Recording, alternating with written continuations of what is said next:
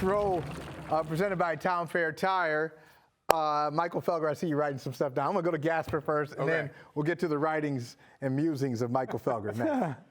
Look, I think LeSean McCoy has a point, but he overdid it. Like, yeah, obviously Bill was fortunate to have Tom Brady. Right. Without Tom Brady as his quarterback in New England, he has 0 playoff wins. He has 1 playoff win all time without Tom Brady, which happened in Cleveland. With Tom Brady, he has 6 Super Bowls. So the point is a fair one that, some of the mystique is tied up in Tom Brady. But he went way too far. I mean, he's throwing out Marvin Lewis and Rex Ryan. I mean, to me, that kind of like invalidates everything. Like, I can't take you seriously when you say he's like all the other good coaches and then throw out Marvin Lewis and Rex Ryan, please. Well, that's what I wrote down. I know.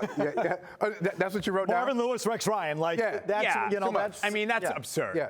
So go ahead. I know it just proves a point. I've been trying to tell you, Mike, for months that until Bill wins at a high level without Brady, this is going to follow him. And whether it's fair or not, or right or not, or, he shouldn't have used Marvin Lewis. Right. He should have used Tony Dungy, or he should have used Andy Reid, really good, So he used the wrong examples. But his point isn't far off. And this is the 8th year without Tom Brady. It's not a small sample. It's the 3rd year here in New England post-Brady. And his current quarterback's backsliding. And it looks like the team's headed in the wrong direction. We'll see. This is why the second half is so important. This thing is going to dog him, okay? Yeah. And that's the point I've been making from the start. I got to tell you, I love this topic, though. I love it. I do. I love this topic so much. I feel like we've talked about this probably like 50 times, Felger.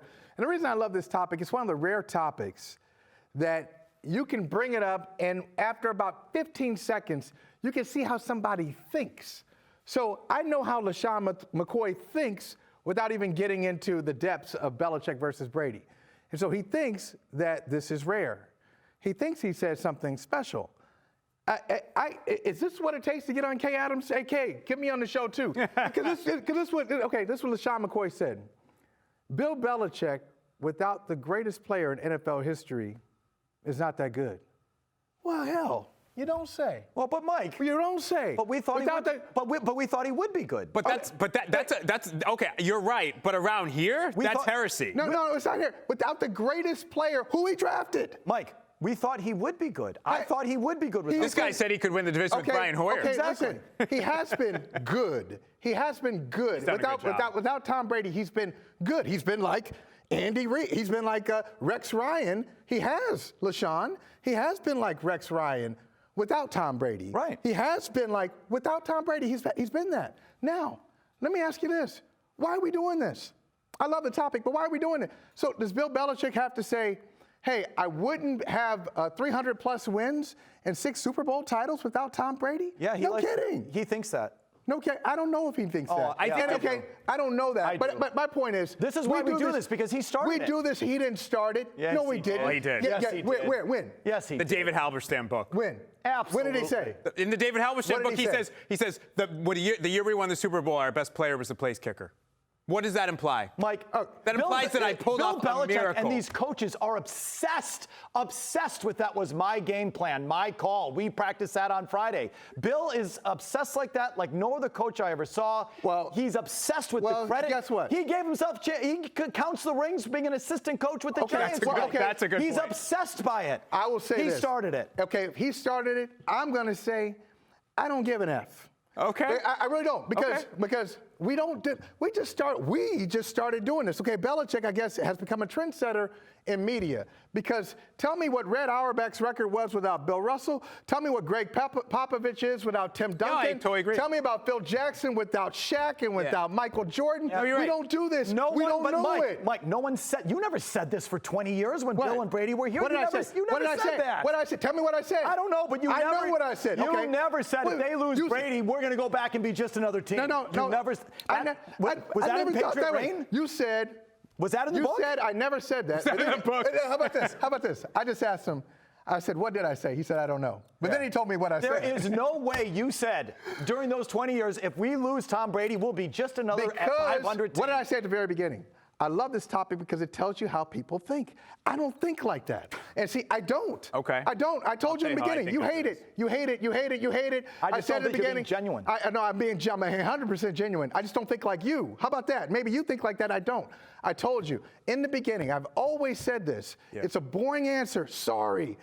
Belichick and Brady, I never made a division. I said they're better together. It's a collaboration, one of the greatest collaborations in the history of sports. Absolutely. And I still think it is. So I never said, oh, I wonder what would happen if Bill Belichick dies tomorrow and Tom Brady has another coach.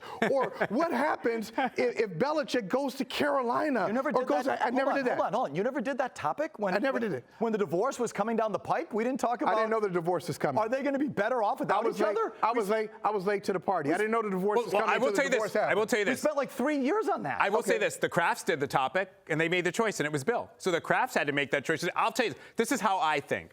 Take the names out of it. Could be Joe Jones and Michael Smith. Doesn't matter to me. I am never going to think that a coach is as valuable as the greatest player of all time in a sport. Well, that's just to me, the coach, as great as he is, cannot have as much of an impact on winning. So that's how I think. So it's not a Belichick-Brady thing. It's, to me, all the guys you named, Popovich, Robinson, Shaq, Phil Jackson, all the things you just named make my point, which is the player is always more valuable. But I think, Felger, what you're doing, you're getting a lot of stuff in the stew here. You got a lot of stuff in the gumbo. So you got Bill made the mistake. He let Tom Brady walk. He shouldn't have. You're right. He shouldn't have. He shouldn't have let Tom Brady walk. Yeah, he should be hammered for that. Hey, Bill is not as great without Tom Brady. Great for that. I don't know about the direction of the team. You're going 3-5 years forward. Okay, fine.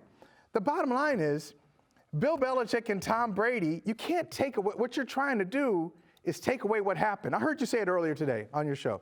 Hey, scoreboard. I'm just looking at the scoreboard. Well, look at the scoreboard. The scoreboard says 6 titles. LaShawn McCoy, Michael Felger. It says 6 titles. Okay, but Michael, Brady won a Super Bowl without Bill. Bill hasn't won a playoff game in New England without him. Okay, how about this? Can I help you? And let me just tell you quickly, in the book with Ian O'Connor, it wasn't Tom Brady who said, "Oh, they can win with any of the top 15 quarterbacks." Where did that come from? I'm not arguing. No, where did that come from? Fine. I'm telling you what Michael Holley thinks. You said this topic tells you how people think. Right. That quote in the book told you how Belichick thinks. Good for him. I can win with any of the top 15 quarterbacks. I don't need this guy. He ain't got the mic right now. I got the mic right now. What I'm saying to you is Tom Brady's scoreboard, he's got 7 Super Bowl titles. I can't take that away from him. Bill has 6. Yes. I can't take that away from him. That's so fair. Going back to Cleveland, come on, Mike. Going back to Cleveland, what he did in 1994 before there was a salary cap. Going back to what he did with Todd Philcox and Vinny Testaverde, give me a break. There's still no salary cap, really, but it's 3 years post-Brady. If you want to eliminate Cleveland, that's fine. He's 22-21 since Brady left, and it looks like. And what's his record with Brady?